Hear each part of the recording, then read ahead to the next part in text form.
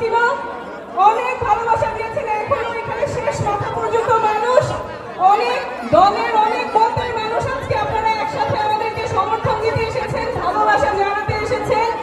সেই জন্য আপনাদের প্রতি অনেক অনেক কৃতজ্ঞতা। আমি রাজবাড়িতে প্রথম আসি আমার বিয়ের পরে, কারণ এই জায়গাটাই আমার শ্বশুর বাড়ি এবং যেহেতু শ্বশুর বাড়ি সেজন্য এখানে অনেক সময় কাটানো হয়েছে। দেখেছি যে আপনারা কত সহজে একটা নতুন মানুষকে আপনারা আপন করে নিতে পারেন, কাছে টেনে নিতে পারেন এবং আপনারা সবাই একটা অনেক বড় পরিবারের মতো একজন আরেকজনের খেয়াল রাখেন, একজন আরেকজনের দেখাশোনা করেন, বিপদে পাশে থাকেন। এই জন্যই বোধহয় ভালো মানুষের রাজবাড়ি বলা হয়,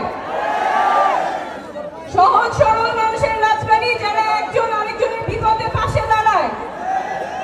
এবং এইটা সামনেও যাতে থাকে, আমরা সবাই সবার বিপদে পাশে থাকবো, সবাই সবাই বিপদে সাহায্য করব। যদিও রাজবাড়ি ভালো